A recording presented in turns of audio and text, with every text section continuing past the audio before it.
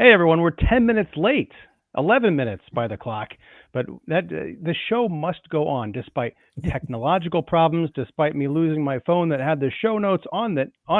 Yeah, we're here. We are Earth's Mightiest Critics, and we are here for the penultimate installment of Say No More Xenomorph, our weekly look at the Disney Plus, Hulu, FX, whatever prequel series for Alien Earth, a show that it's been confirmed this week.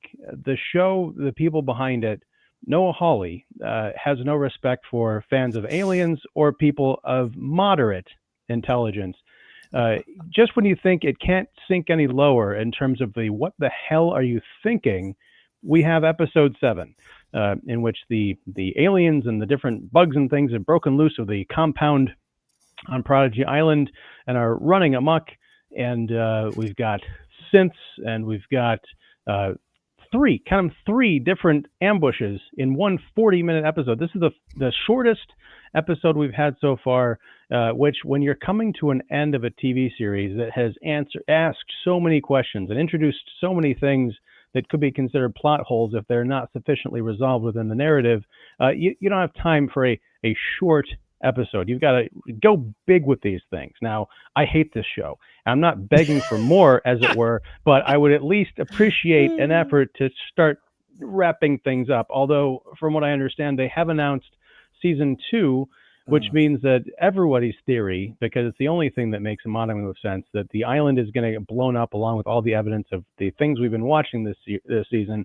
We're going to have to wait probably another year, possibly heaven forbid 2, to see how this thing resolves.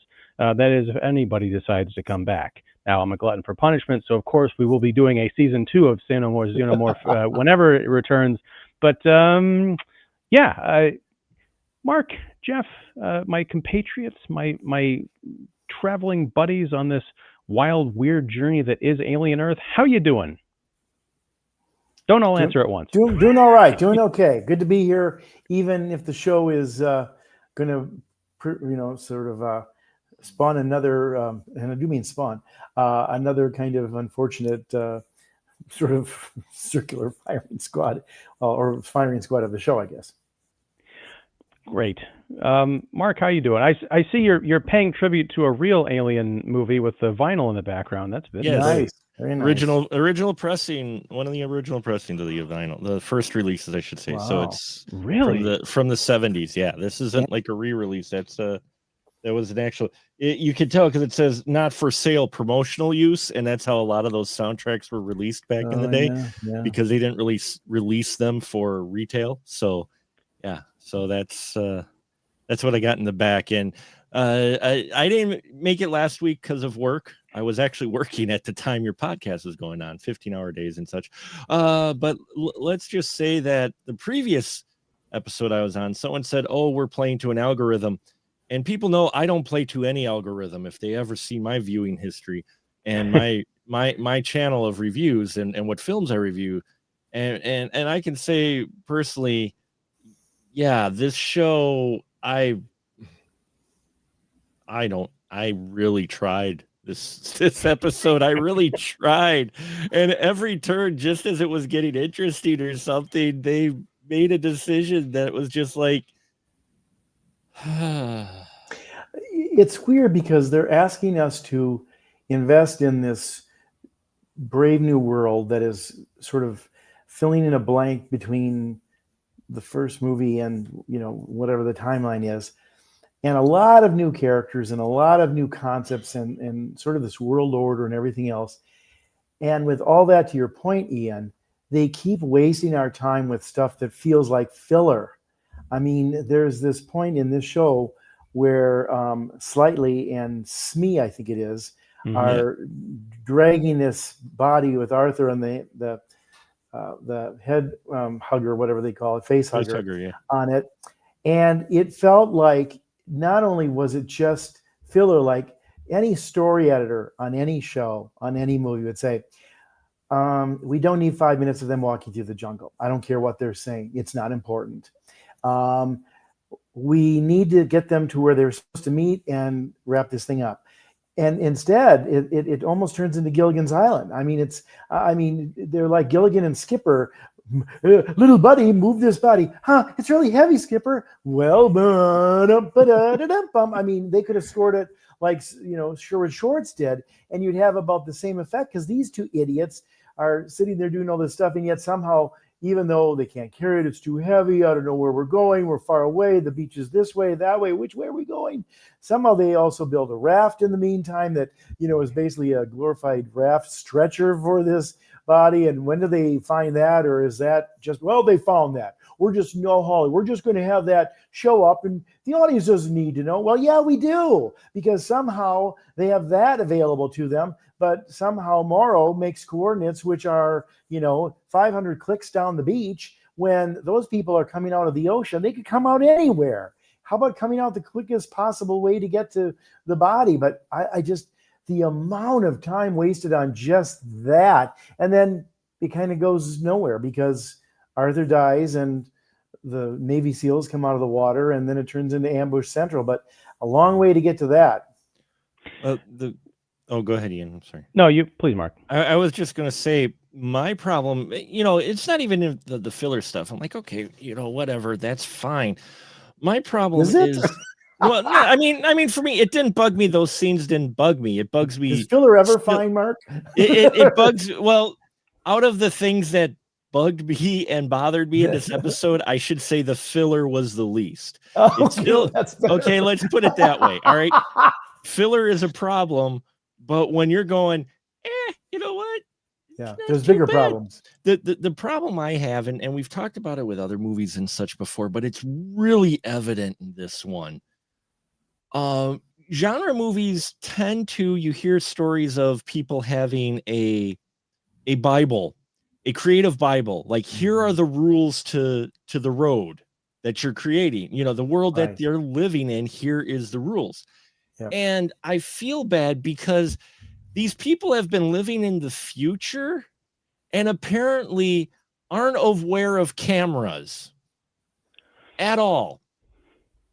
And the reason I bring it up is because it's a real problem, because it's like, that is the tell and the giveaway throughout this whole episode. Mm-hmm. And people are acting, the characters are behaving in this as if they're not being watched at all, when they've got to know they're continually being watched. You're not being sneaky about anything. Kids are not. Even if they're kids, hell, even if they're kids, they should know they're constantly being watched by something, either through their device or through cameras, much less being in Golden Boy's facility where there's a whole bunch of, confidential and all of this proprietary stuff. And no one, not even the adults, can think of, maybe there's a camera. Well, we touched on this last week, where Arthur was fired, and then shows up, 20 minutes later, rummaging around his desk, collecting his things, and able to, turn off the tracking on the synths and all this other stuff. And I mentioned that I have been let go from places in the 20th century. Or 21st, I guess. And they don't do that, especially if you are an employee who has shown a dissatisfaction philosophically with what the company's doing. They're going to have you armed personnel marching you out of there. They might allow you to get your stuff. Most likely they would say, we'll ship it to you, get off the island.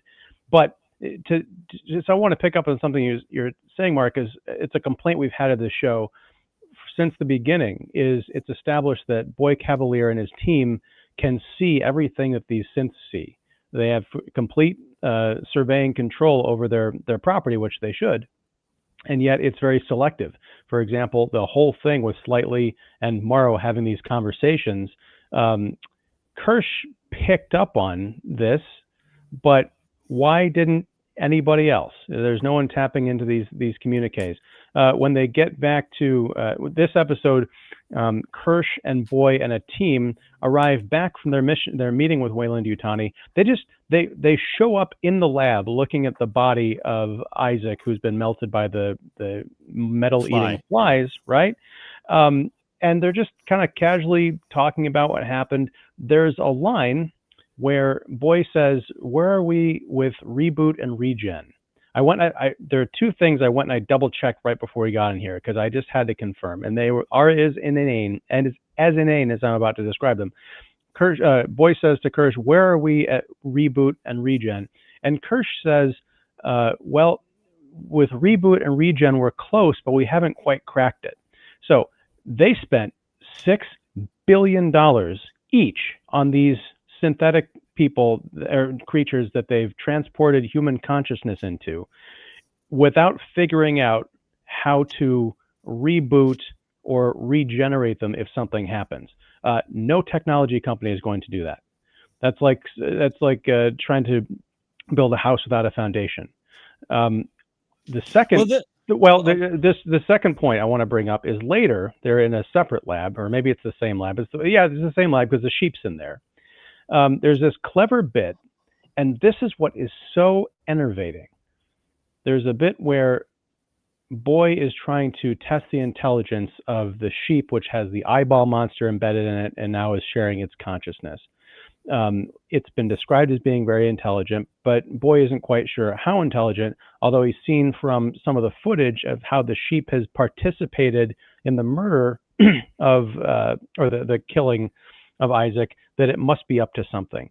So he says, okay, all intelligent beings know the digits of pi. I don't know how he figured that out and how that would translate to a creature that lives across the galaxy and does not share anything resembling our DNA except for maybe an eyeball. But he says, okay, the first three digits of pi are 3.14. What are the next three? The sheep taps out with its hoof 1, and Boy's like, oh, what's the next one? The sheep taps out 5, and he says, oh, what's the next one? And then the sheep takes a giant steaming black crap. Now, you might think, oh, that's clever. The show wants us to know that the sheep is smart enough to understand human humor, and that if it takes a giant crap at that moment, it's going to infer that the third digit in pi is 2. It's not. The third digit in pi after 3.14 is 9. The next digit is 2. So this show is even smart enough to figure out the logic of its own joke. Now, I probably wouldn't have known that if I hadn't mistrusted everything else this series has thrown at me. But when I watched it, I'm like, I don't believe that. So I went and I Googled it, and 10 seconds of research showed me that that was the case. So once again, now I'm going to say something here. I'm going to bring up some comments. I'm in a mood. Okay. Fading Man, hello, Fading Man. Welcome, Fading Man also says, this was the best episode. Oh, there you go. Loved it. Okay. He was on our side last week. They are taking this show to a different place. Oh, yes, they are. It's like a comic book. Nope. You cannot predict this show. Yes, you can. It feels new. Nope. I do agree it is peppered with stupidity, but they have gotten Alien out of its rut. Help me out with this, Fading Man, because no offense, I don't mean to attack you, because I appreciate your viewing and participating in the conversation. I just don't understand this cognitive dissonance of talking out of both sides of your mouth. You acknowledge that there is some profound stupidity in this series, and yet you're saying it's getting Alien out of its rut. Alien at its core, and I'm talking only about the first 2 movies, that's all I'm willing to give this series anymore is Alien and Aliens. Everything else can go to hell.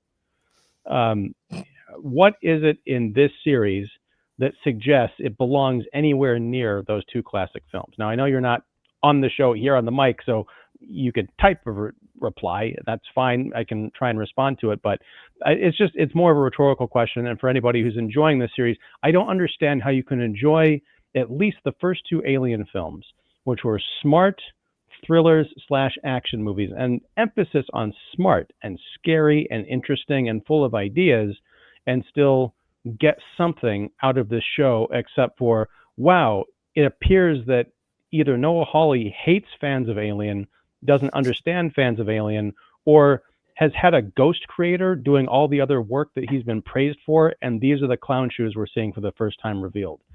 I'm done ranting. Jeff, pick up from here. Yeah, while Fading Man is writing his defense, let me offer this. And again, I know I'm a stickler about this, but I think, as a writer and a critic, let alone a fan, it's always on the page or it's not. And no matter how well something can be acted or shot or CGI affected, whatever, if there's holes in the story, it's going to show up here. Now, the funny thing is, if you were sitting down with a room of writers and you said, okay, the majority setting for this show is going to be this highly confidential science lab where they're doing these experiments that are going to change the world by taking sickly bodies and souls, basically extracting the souls or the intelligence or something out of these human beings and putting them in to better bodies, which is kind of like Get Out and, invasion of body snatchers. But if that's the premise here, that is the premise, then isn't the first question you're going to have in the reader's room is, we're in a lockdown, highly expensive science lab that whoever has this priority science is going to rule the planet. Wouldn't there be guards? Wouldn't there be cameras everywhere? Wouldn't you be able to count on somebody seeing everything? They have sometimes do that here, but not always. It comes and goes depending on who they need to sneak away and who they need to be where. Arthur is fired and he's walking out and he's the only guy who can turn off the synth tracking. They don't have any override. They don't have any backup. Kirsch doesn't have any backup and ability of that when he's basically the nanny of all these young charges. This is the stuff that drives me nuts because in the world of sports, these are called free throws, or dare I say blocking and tackling in football. And why do I bring up those things? Because that's how the games are won. The games are won from a Hail Mary pass. The games are won from Caitlin Clark hitting three-pointers at just the right moment from the logo. They're won because she's 80% at the free throw line. That's why. And blocking and tackling is, oh, boy, that running back really made a great break for daylight and scored. Why? Because somebody knew how to block. See, and for and me, here are these basics. These are basics. They don't have them. And this episode was not the best episode. I'm sorry, my friend Fady Man. I think it's actually the worst because suddenly we have all these ambushes. Suddenly now there's hundreds of soldiers. Where have they been before? There's nobody patrolling the hallways where all this stuff is going on. The critters are loose and they're breaking out and all this stuff. This should have been decided and argued about in the first writer's room. Like, okay, how are we going to deal logically with security? Because you can't bring on 100 security guards right when you want to because, it's going to be a big ambush. Well, where were all these people before? And those are basic questions. Well, see, we'll get back to that, Jeff. I want to put a pin in security because I have 2 points to make there. Okay, sure. After Mark makes his point. No, go ahead. No, please. I want. Well, no, I was what Fady Man was posting about it being a TV show in his comments, and we'll get to the comments, so I can leave that. For me, it's not the concept and the story that they're trying to tell. I get that it's a TV show, but at the same time, there are plenty of examples of genre shows that have told tighter stories in their first season while planning on still going longer seasons. Yes. Namely Battlestar Galactica.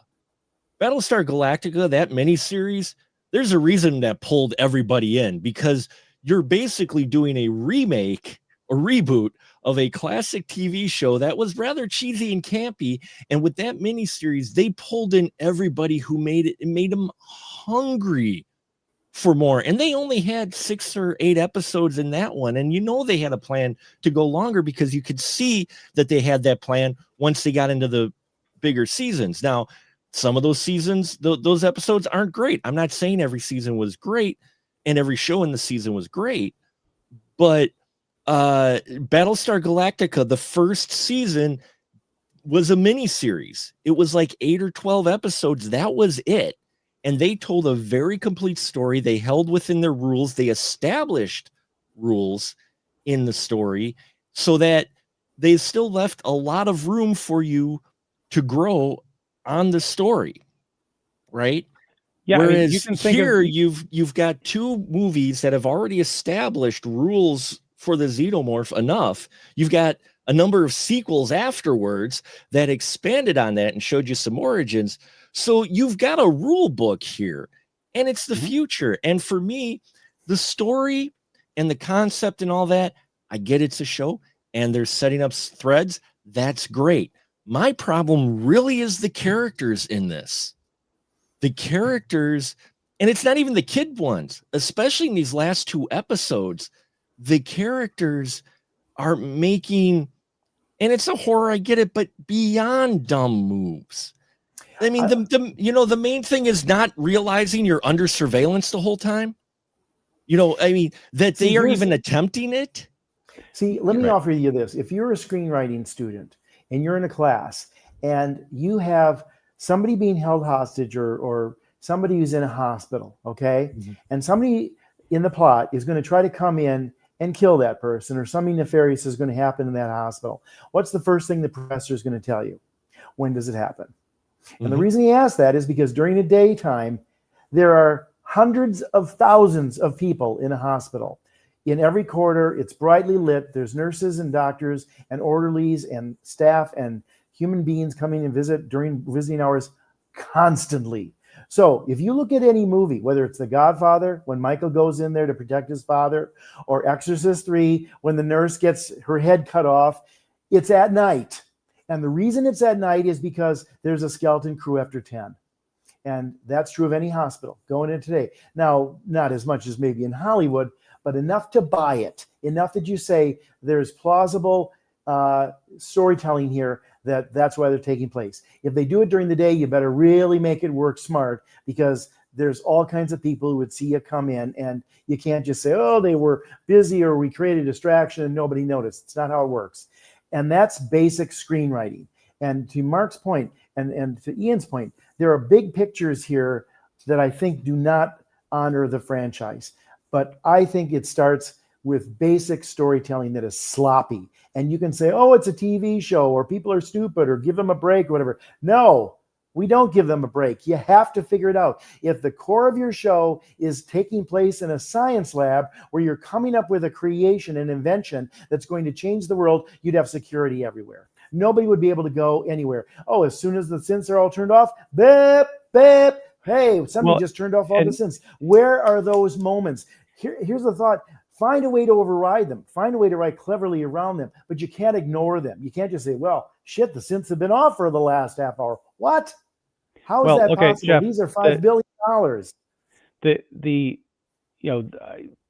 Alien Resurrection used to be, maybe AVP Requiem, but people typically went to Resurrection as like the punchline when talking about Alien. I predict that Alien Earth is going to replace Alien Resurrection in the not too distant future. One of the reasons is even Alien Resurrection did something smart with a concept that we're seeing here in Alien Earth, which is the locked down science lab.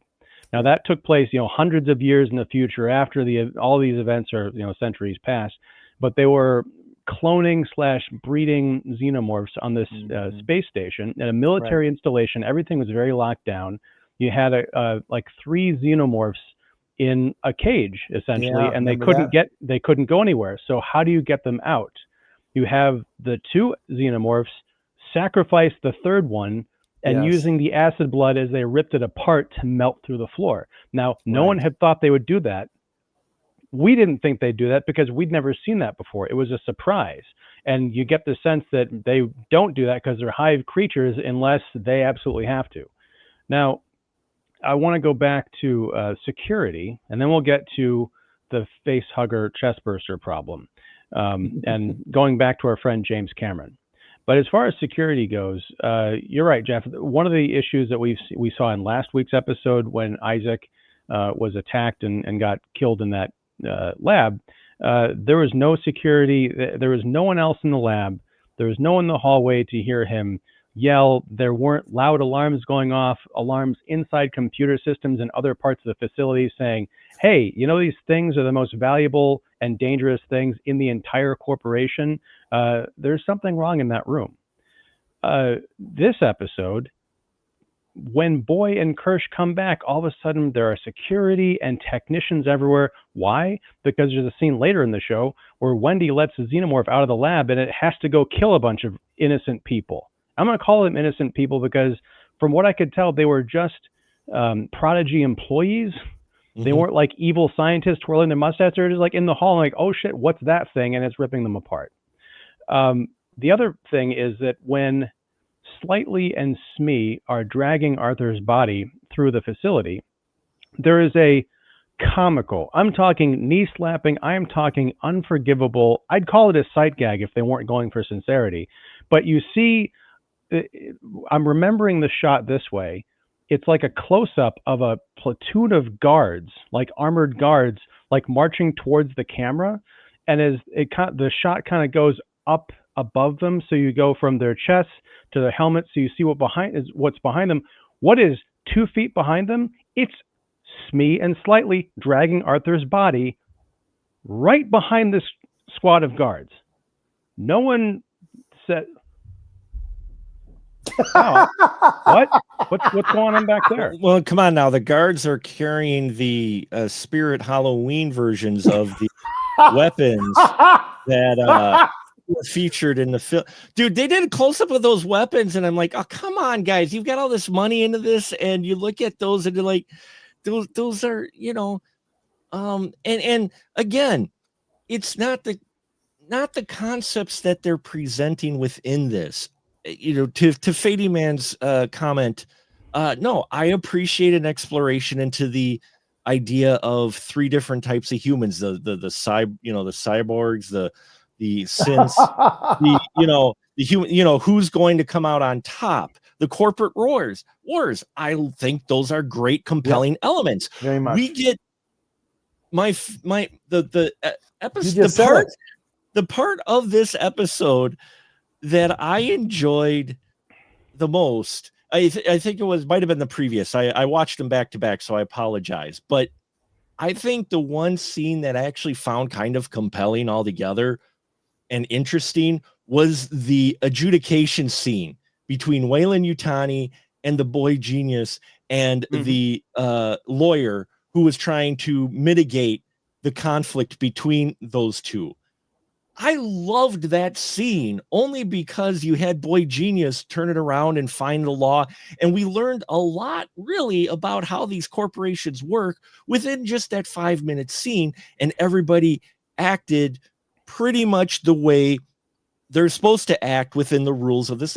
And then we go to, the kids, and I understand what they're trying to do with the kids and the bodies, but I think what would have made this work for me better if it wasn't just kids, if these were genius kids, yes, that were ill, because it would make more sense for the boy genius's motivation to save them because they're intelligent ones, so that he could carry on conversations with them.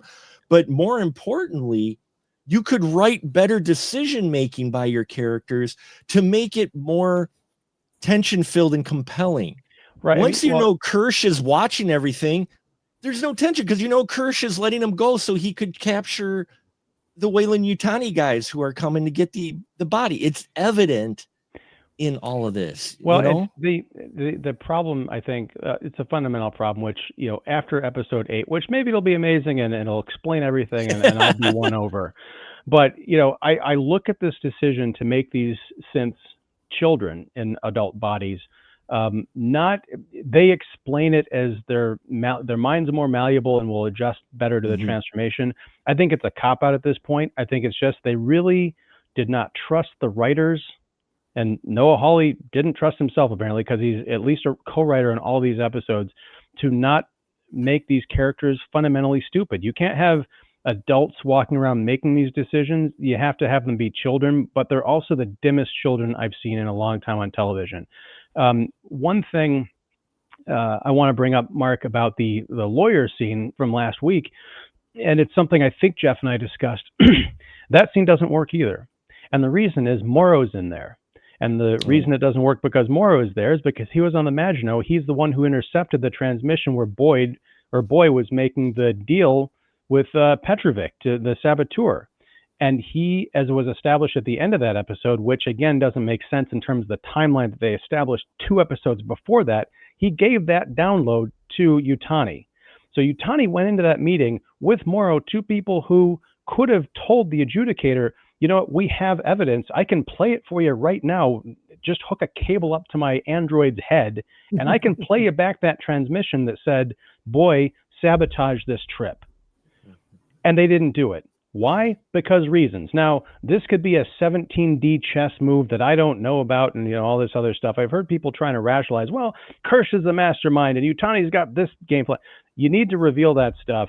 If you're going to play it that way, you can, but you cannot have this many other things for the audience to trip over. And I'm not even talking about, Jay, this is a funny comment. I'm kind of skipping around the comments here. I'm sorry. They're coming in fast and furious. Boy, is it hard to just sit here and listen to you guys tear the show apart. You guys are nitpicking the shit out of this thing, scene for scene, lol. Yes. And you know what? I hate the term nitpick, because nitpick implies that you are just being frivolous and just taking little things apart that don't mean anything. Nits are little bugs that apes pick out of each other's hair in order to avoid infestation. Because if you have a whole lot of little annoying problems, they grow into an infected large problem. And that is what Alien Earth is. I want to go back, and I'll let you get in here in a second, Jeff, but I just want to bring something up before I forget, because again, I don't have my phone. I don't know where it is. It's somewhere in this mess, and it had all my notes on it. But there's a scene later on in the episode. It's kind of the big centerpiece of this episode, where Slightly and Smee have Arthur's body, who is, it's been face hugged. Somehow, oh God, okay, I got to get back to this. At the end of the last episode, Arthur had been face hugged. He and Slightly were hiding inside that giant vent. When this episode opens, they are in Slightly's barracks. Now, maybe it's because, as we've established, security and personnel are very selective in this installation. I don't know how Slightly got that body from the vent back to his room. Now, you might say, well, it was a vent, so maybe it's somehow connected to his room, and he was smart enough to figure out how to get the body all the way through this winding maze of things back to his specific room and get it in there. I'll even grant you that. But how did he get it there? Because he had trouble moving that body on his own. He needed Smee to come help him move the body throughout the facility, which is also dumb. What's even dumber is in the first episode, when Wendy first gets into her new body, the first thing she does that we see her do, she's up on top of this giant mountain and she gets called down by scientist lady. She leaps Tom Cruise style down to the beach, lands on her feet, and then like just supersonic speeds runs off down towards the facility. It's been established that these droids are very, very strong. So why did Slightly need any help lifting up the inanimate body of Arthur? He should have been able to sling him over his shoulder like Arnold in Commando and just walked him anywhere he wanted. Okay, but that was a side point. You see, this is the problem with the nitpicks, is this show literally has 3 problems per scene for the entire 40 minutes that you can't even get to the big ideas about corporate wars or synths versus aliens or morality, because it's so packed with nonsense. It's like, here's a giant pile of gold, but you got to swim through a 50-meter trial of shit to get to it. Now, and it turns out it's fool's gold. Anyway, so it's not even a prize. All right, I want to go back to Aliens. The beach scene in Alien Earth where the face hugger... Okay, I'll set this up. I apologize. I'm just so worked up. Slightly and Smee have Arthur on this stretcher, which again, we don't know how or when they built it, or if they found it, whatever. Or is this before the stretcher? I think this is before the stretcher. So before the stretcher, okay, they've got the clearing in the woods. Right. Thank you for that. They set the body down in a clearing in the woods because they need to go off and look at something. Now, the camera shot was set up that I felt a sinking feeling in my stomach. I'm like, okay, they're going to set the body down. They're going to go over to this clearing and look at something. And when they come back, the face hugger will have fallen off of Arthur. It's even dumber than that. They come back after being away for 15 seconds. They come back and the body's gone. I'm like, okay. And 2 seconds after that, when they're like, where'd the body go? Arthur comes out of the jungle saying, "Hey guys, what's up? What's going on? I don't. Where are we?" And he kind of like touches his throat, but he's just like all casual and stuff. Now, about I don't know how long they were walking because time is all funny in this show, but let's just say I'll give them the benefit of the doubt and say it was an hour. I think it was more like 15 minutes, but they're walking on the beach, and guess what? The chest burster comes screaming out of our Arthur character. Now, I want to take you back to 1986 to Aliens. You've probably all seen this now if you're fans of the series, but there is a famous deleted scene where Ripley, when she goes back into the facility, is about to go nuclear. She wants to go rescue Newt. In the original cut, or they filmed this scene, but they never used it, and it's on the Blu-ray and on YouTube. But going through the hive, she encounters Carter Burke, Paul Reiser's character, who was the company stooge that betrayed all of them. He got abducted by a drone and then webbed up in the cocoon and implanted with a face hugger. And Ripley encounters him. He says, "Oh God, Ripley, you got to help me. I can feel it inside me." Ripley hands up a grenade and turns and walks away, and it's a great scene. James Cameron cut that scene. Do you know why he cut that scene? It's because they established, wait a second, that timing doesn't work out. He would have been grabbed by that drone about maybe 45 minutes ago, and then an egg would have hatched a face hugger onto him. The face hugger would have planted the embryo. The face would have fallen off and died, and then a chest burster is about ready to come out of him. No, that doesn't match what was established in the previous movie. They've played around with the speed of these things in other Alien installments, but this is by far the quickest, and it doesn't even make sense. The embryo that's hatched, we've established that the giant dick that goes down the throat or whatever, bad metaphor, it hatches like a little egg, and that egg grows into a chest burster, which comes out. This thing, unless it's on fast forward, it's a mutant of a strain that we've never seen before, which granted, maybe we'll explain that in another episode. There's no way that thing is growing to that size because it wouldn't be able to fit down the tube into his throat. So yeah, I have a big problem with this, and I'm nitpicking. Sure, I am nitpicking because they're giving me so many nits to pick that I can't even see the damn ape anymore. All right, I'm done. I'm out of breath. Jeff, well, no, Mark. Can I just chime in? Because I think Jeff. I want to actually defend Jay and Fady Man for a second here. I think is there a comment I should bring up that you're referencing? Because I got a bunch of them on the side. No. Well, I know I'm just going off of the ones that you put up. I haven't been following those others, but I think Jay and Fady Man last week and even the week before that, when they were kind of not happy with us as they are now tonight, I think they raise a very good point or two in that there are some big ideas here. Mm-hmm. And we're starting to see it kind of crystallize towards the end of the climax of this episode and it even is referring to what the next and final episode of the first season is, and that is the title, The Real Monsters. Mm-hmm. We've got these creatures that have been taken from their planet. We don't know how savagely they were extracted or whatever, but they're in cages, they're in a zoo. It's not seemingly the best, and they seem intelligent, and yet they're, being kept there. And the whole reason that Wendy is now connecting is she kind of relates to it, like, I'm also kind of this species under wrap in this cage or prison, whatever she starts to call it. And she's smart enough to be able to sort of get it going with the Xenomorph and even the eye character creature is picking up on this stuff and sabotaging things like he killed Isaac.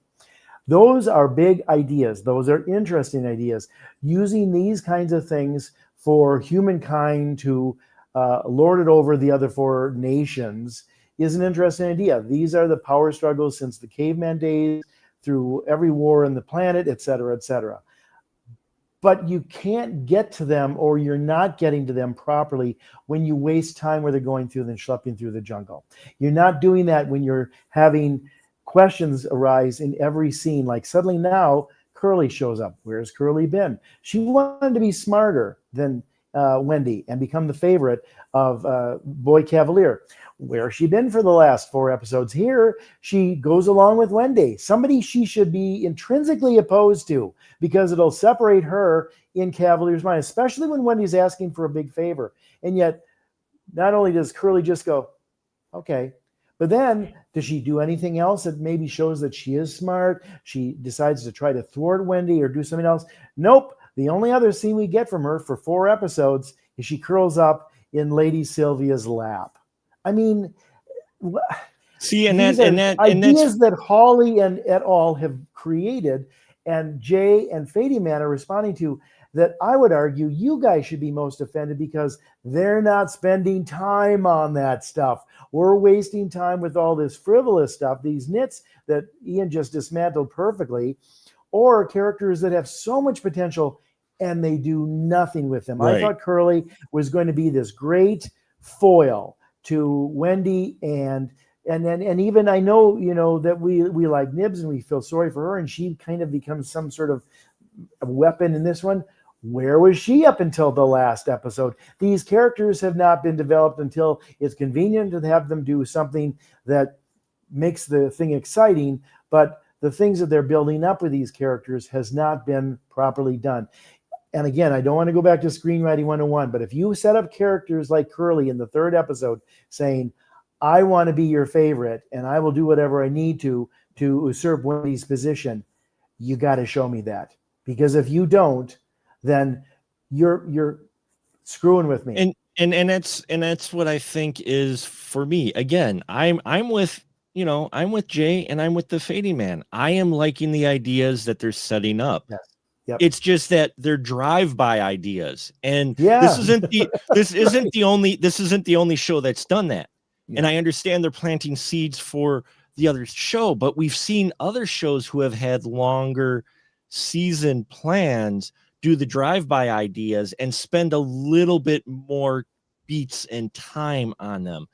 I think the biggest mistake that I think they're running into a problem is they shoved in too many characters too soon into season 1. Yeah. What it really should have been is just Wendy and maybe 2 other kids, but give me Wendy and 2 other kids, Wendy and Curly, and all really smart characters who have been turned into super beings because they've got this irreparable body but a really bright mind. You could do Wendy and Curly for your conflict and your more mature kind of preteen type of attitudes, and then still have I forgot the guy who stole the body out of the Slightly. You could have Slightly, you could have Wendy, and you could have Curly. Use those 3 first in this season and really explore something between them as they vie for whatever, Slightly being the youngest and the other 2 taking care of him kind of, and then him falling to the cyborg, who, by the way, who here sees it? Who here sees the eye getting put into our favorite character at next episode?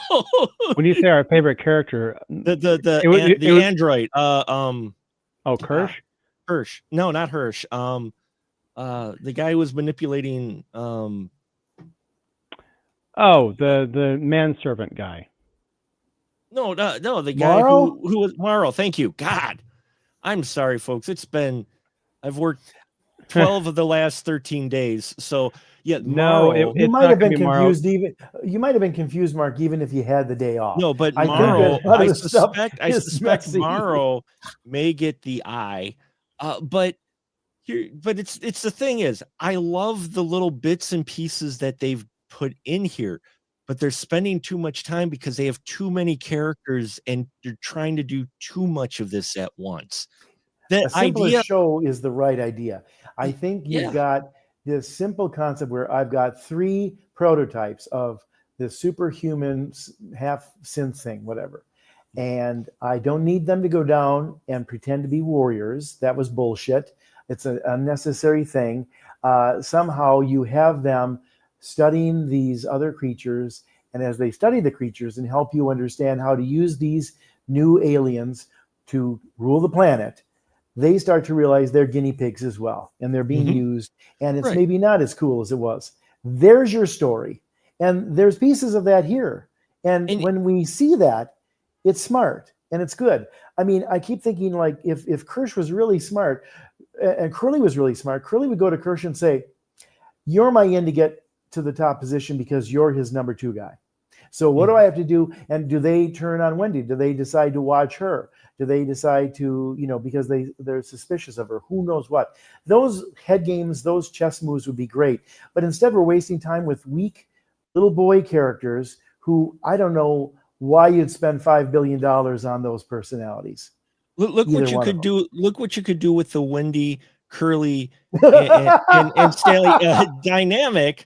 Yes. But look at, you look at that, you could still have the manipulation of the youngest one being convinced to try to steal one of the aliens from the lab and get it, to the beach. You could still do that angle. You could have that dynamic between Curly and Wendy, but even more so, and we're seeing hints of it here, but again, I think in the hands of better writers, it would blow people away. We see it, and Fading Man even alludes to it. We're seeing Wendy turn heel. Very, very, but we don't spend enough time with her to watch that transformation. But we're seeing that dark side come out with her talking to our alien. Well, and Mark, she yells at Joe at the end, not only once but twice. What did you do? Whose side is she on? She's still a human being in that synth. She's only been a synth for a couple of days, right?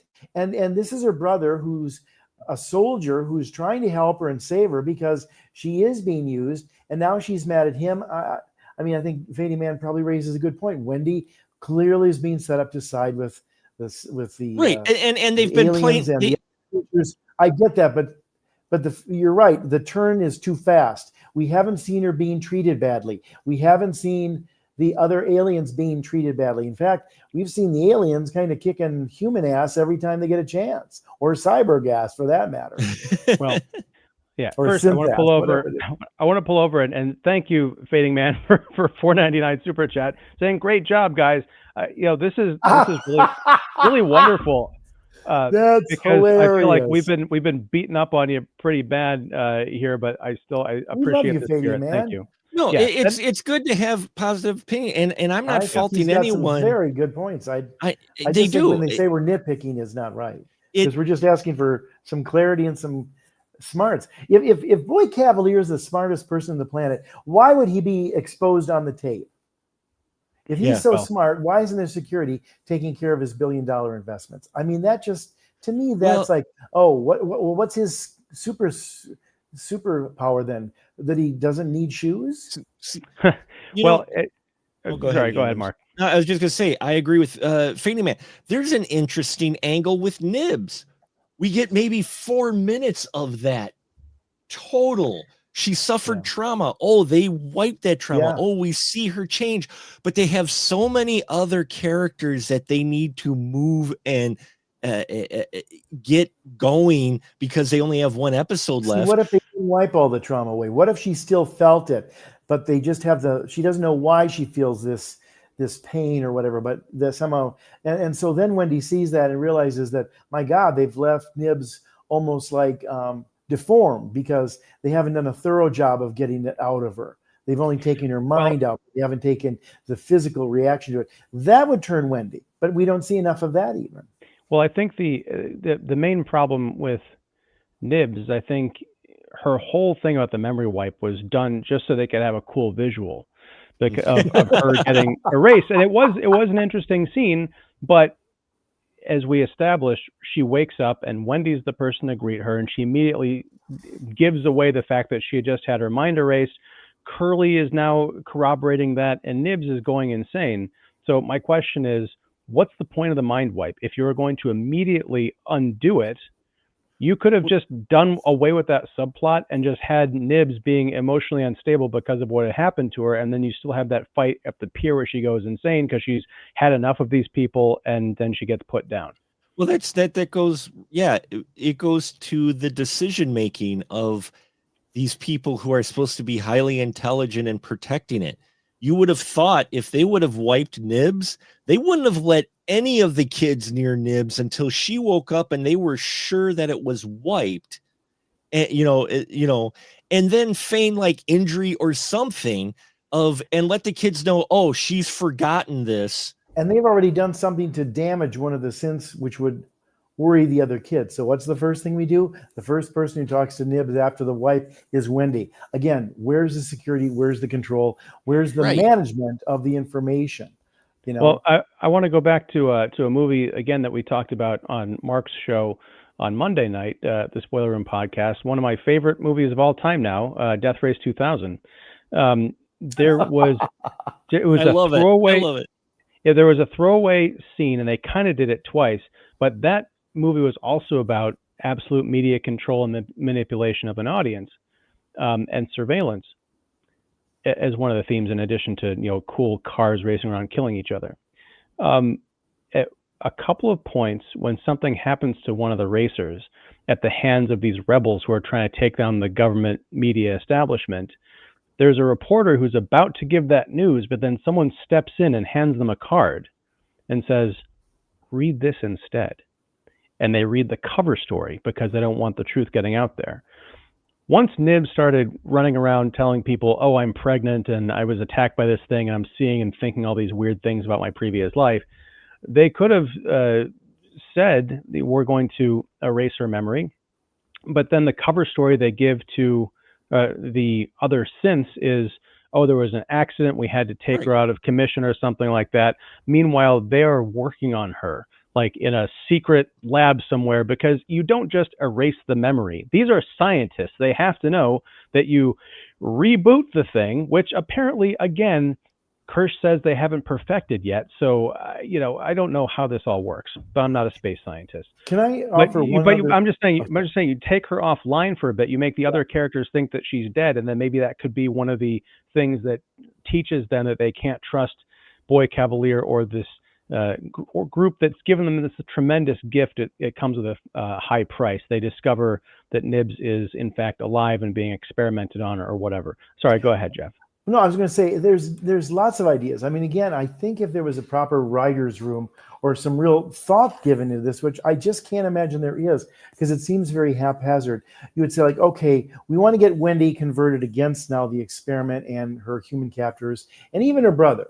Okay, so how are we going to do that? Well, the end is through Nibs. Okay, then Nibs, what are you going to do with her? Well, first of all, she's not anything like her child character anyhow, which she was just a week ago or 2 weeks ago or whatever it was. The other kids, I'm not sure how well they knew her, but even if, Nibs is feeling something about this, what if you took her personality, just going with me for a second on this as a narrative possibility, out of that body? So they go in to see Nibs, and Nibs is no longer Nibs, the Nibs that they knew. They don't know where she is. In fact, maybe her personality is some sort of holding frozen, cryogenic thing until they figure out who they're. And then Wendy realizes, as well as, maybe even the other kids, we're expendable. They can just take our thing out and put us in, and we're that disposable, even, if you will. Or maybe they'll just freeze us until they need us later. Okay, now I get it. But instead, Nibs is like somehow got something in her that gives her these superpowers and all this, which they don't explain, and it's not done very well. I'll tell you the one thing I'll tell, and I'm just going to say to Fading Man and the other guys, as anybody watching the show, is there's nothing wrong with being simple. Because if you're simple about stuff, then you can do the cool thing about how you get there. I'll give you a quick example. In Planet of the Apes, Taylor, the Charlton Heston character, shows that he can speak, right? And he thinks, hey, I'm home free. I can speak. Well, Dr. Zayas has it all figured out. He's an anomaly. He's learned from mimicking us. He's learned and stuff. And then he goes, well, I've got other guys who've been with me on the astronaut. They'll find them. And he finds the one guy in the crowd and goes up to him and like, there he is, Bill, or whatever his name is. And he turns and you see the big scar in his head, like they lobotomized him. And it's like, that's how smart Dr. Zayas is. Okay, he knows that this guy was from Taylor and special, and he did that to him. I haven't seen one thing that Kidd or Kirsch have done here that equals that kind of like, wow, I'm three steps ahead of you. I feel like they're playing catch up on this. I think one of the fundamental problems of this problem is that Boy Cavalier is not genius. Show me where he's bright. Show me how smart he is, because I haven't seen it in 7 episodes. Well, I think that's comes to the fundamental, one of my issues with the show. I'm going to use the word politics. I don't know that that's quite the right word, but I just get the feeling that Noah Hawley feels like everybody who's like a billionaire or a tech bro is just an idiot who stumbled his way into, fame and fortune. Because you're right, Boy Cavalier does not act like anyone who's interested in science or understands people. And you guys, well, maybe he's autistic or something, or whatever. But he's just such a product of a screenplay, a product of A to B to C, right? If he was Peter Wayland, who his biggest downfall wasn't idiocy, it was hubris. If you had a character of that caliber operating in this show to be a real threat, then I think you'd really have something here. Morrow, who I liked him, it was like the eyeball alien, Morrow, and Kirsch. Those were my top two people in this whole gang, or characters rather. Kirsch and Morrow got taken off the scoreboard completely, so now I'm left only with the eyeball. Morrow, he leads this expedition of Yutani Navy SEALs who come up from the swamps of Prodigy Island to intercept Slightly, and also to get into Prodigy and take it over and take their specimens back. Morrow is very upset because Slightly is late. He's so late that the chestburster has come out of Arthur and run into the jungle. Why is he surprised? He's been communicating with Slightly ever since he stuck that little thing on his neck. Now, unless you establish there was something to break that connection, which I was thinking, well, maybe it was when they turned off synth tracking that did something else. But no, they were still talking to each other after that happened. So for reasons that the only reasons the screenplay needs it to happen, they went from Slightly and Morrow constantly communicating with each other and Morrow constantly saying, do this, do that, go here, to, why are you late? Wait, I'm surprised that the chestburster has come out of you. Wouldn't he have known this because he's inside Slightly's head all the time? And on top of that, what was Morrow's plan if Arthur had been there with the facehugger still on him? Because we don't see any kind of a metapod or carrier or anything that would transport a body anywhere. It's just guys coming up out of the water with guns. So, yeah, again, these are just things where I'm watching the show and I love the alien universe and I was ready for this show, but I was ready for it to prove to me that it had a reason to exist. And so far, I don't. I feel like it's just, as with most of things that Disney touches, it is just taking a legacy IP that people adore and tarnishing its reputation.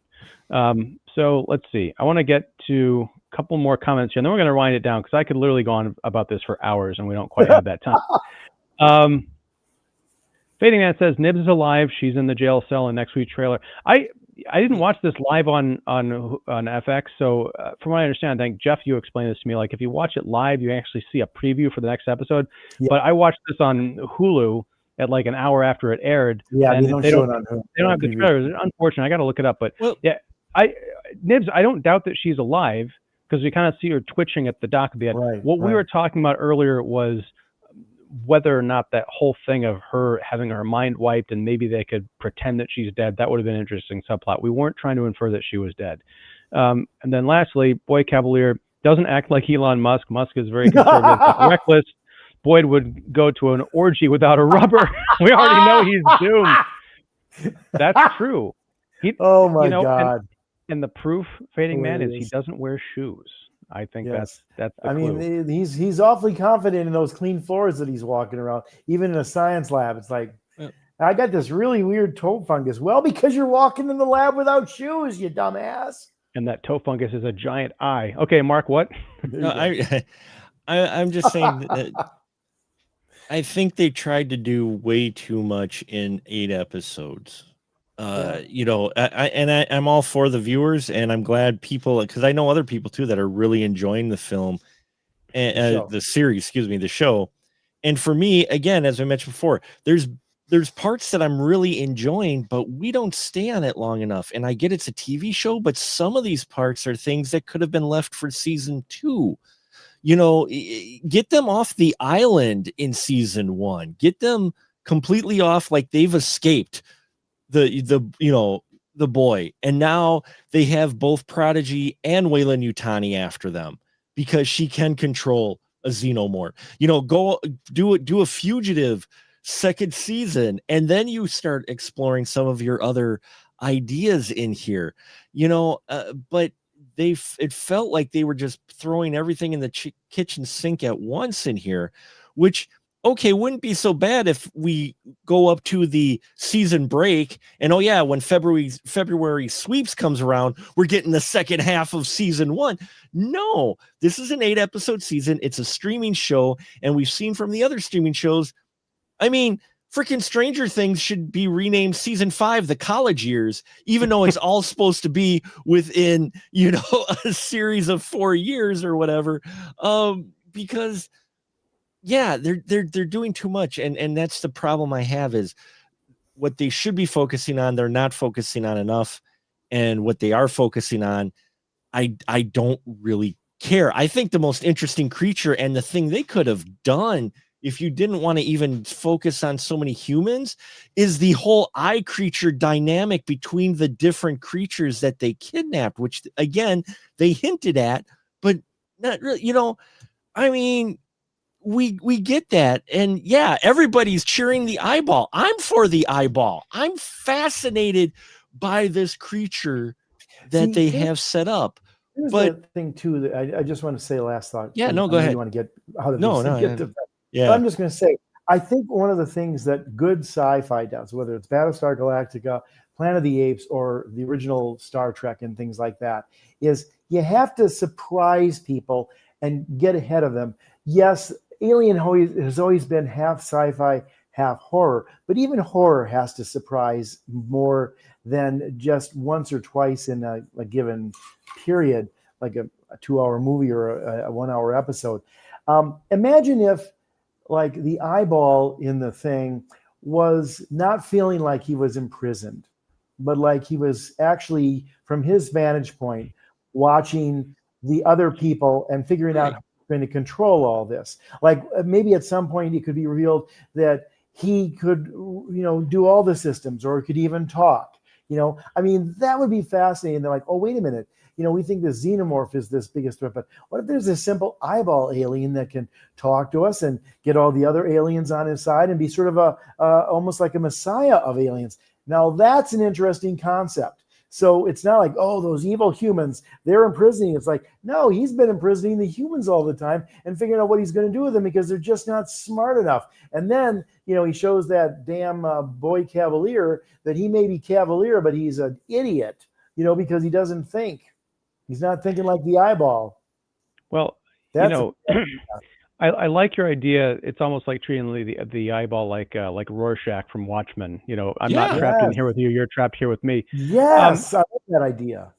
I want to get to something that Jay also said, because he said, who knew the eyeball was the most popular character? But this is a point that Fading Man has made a couple of times in the thread. Alien was in a rut, so this show is a shot in the dark. No way to know how good this show would be, so I get there are a lot of ideas they tried to fit in. And there are some other comments by Fading Man about how this is a TV show, it's not a movie. And I think that is actually the most damning accusation you can make against Alien Earth, because it's not a network show, it is a cable show. And as we saw from the first episode, which was like an hour and 20 minutes long, it was a long episode. And then this episode is 40 minutes long. They have time and apparently money to play around with the format, the runtime. They could do anything they want. Think about the best science fiction horror movies, your favorite ones. The Thing, Alien, Aliens. I mean, we've kind of name dropped a bunch of them here.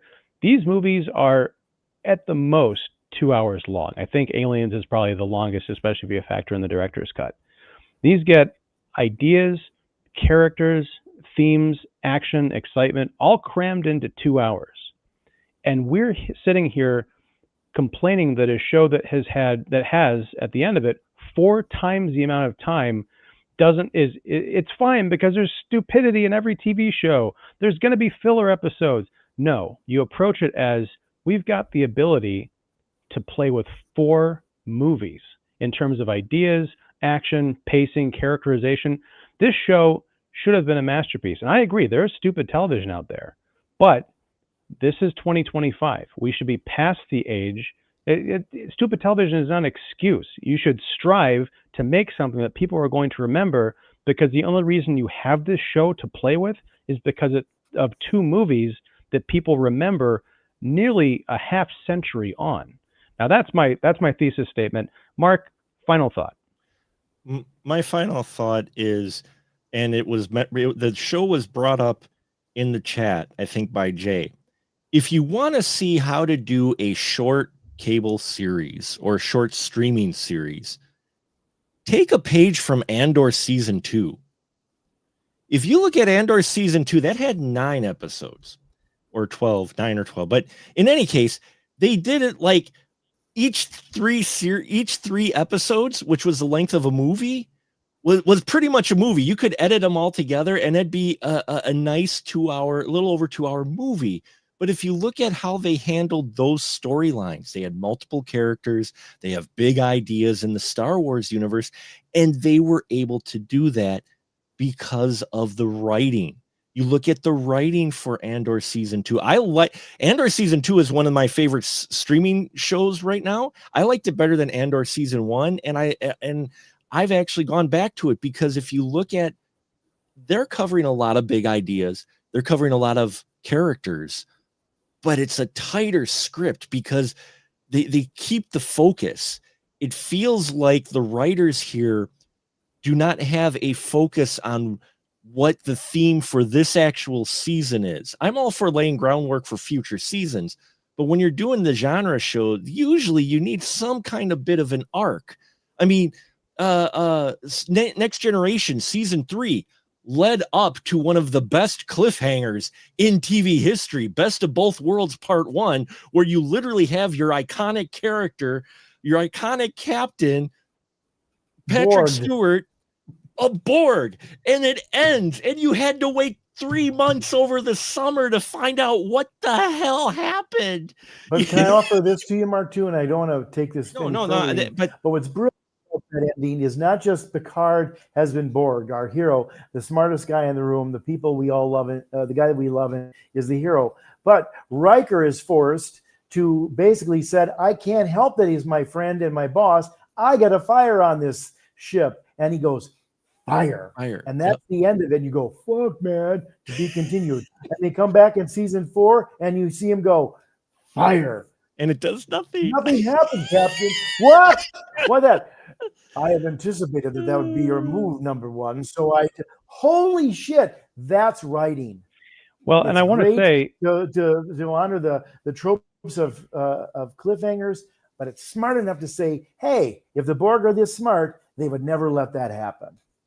Well, and on top of that, the Best of Both Worlds Part 1 is a perfect jumping on point for someone who's never watched Star Trek or even Star Trek The Next Generation, because they have the kind of the point of view character who comes in. I think she's the kind of Riker's rival in this whole kind of vying for his Elizabeth command. Denny, he plays Brian Denny's daughter.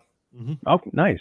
But they establish, they kind of like reset, like here are the Borg, here's who Jean-Luc Picard is, why he's so great, here's why the Borg are so dangerous.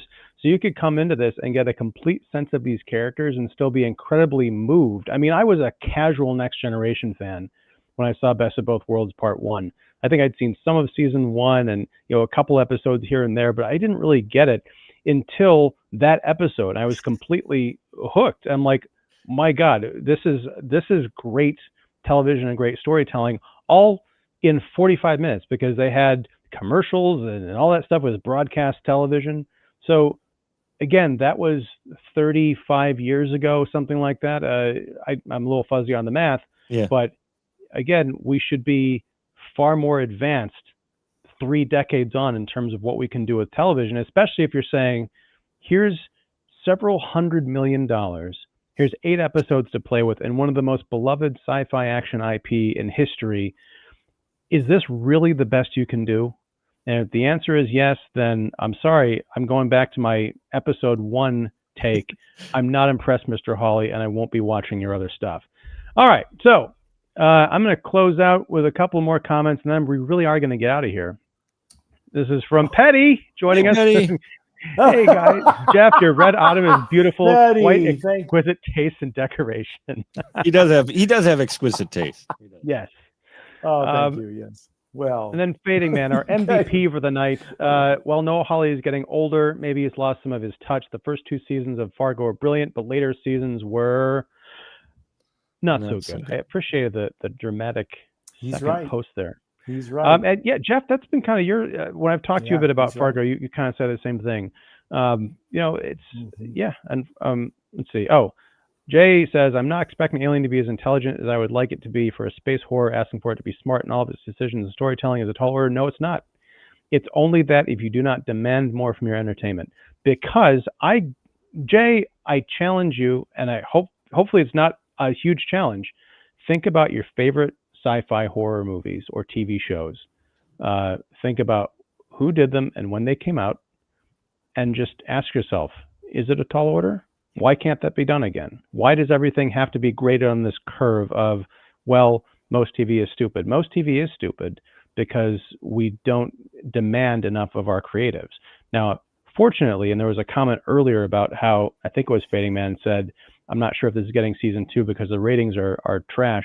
There's no reason that an Alien TV show should have low ratings. There's a reason that Disney spent billions of dollars buying Fox and the properties therein. One of those is Alien and Predator. So it should have a huge audience, a devoted following, and lots of chatter online, but it's just not getting there, and that's really sad. And then finally, Petty says, don't let it show, Jeff, but you're my favorite. Oh. Petty. Well, I'm not going to say who my favorite is, because I don't play favorites on this show, but what do you think about the cancellation of the Jimmy Kimmel show? That's a whole nother hour. That's a whole... We got to go, everybody. No. Thank you, Petty. You're in my heart, man. Here, look, if I can just give I'll give final thought here. As long as it's not about Jimmy Kimmel. No, it's not about Jimmy Kimmel. It's about sci-fi. If you're wondering about what you can do for a 1-season show, and they suffered from writer's strike for their next season, so I'll give them that. But look at Heroes. Look at the first season of Heroes. Yeah, that first season of Heroes was amazing. It blew me away what they were able to do there. You look at that first season, even X-Files. We're talking about horror series, X-Files and Millennium both. You look at those stories that they did there. You can do smart writing in your horror stories from the first season if you have someone who is taking care. And I don't know if they just were throwing this together, or Disney, and we know we've heard these stories in the past, said, you got to give me 8 episodes. You got to give me 8 episodes by 5 o'clock. Well, but here's the thing. I understand. You're illustrating a point. It's a bit of an exaggeration. It was lunch. But I mean, the point still stands. I mean, even if Disney had like the harshest of timelines for this, there's only a couple. It's like Noah Hawley is on, I think, all these episodes as writer, and on some of these episodes, he's got a co-writer. I don't think there's a writer's room, so to speak. Yeah. So again, if you've got talent and a bit of time, and you've got ideas, because he took on this show. It's not like Disney cold called him and said, hey, would you like to do Alien? He's like, what's that? From what I understand, he lobbied. He's some kind of a fan of this material. So if he's a fanboy of this going back decades, I'm sure he's got a billion ideas of where this stuff could go. At least, maybe this is just me speaking.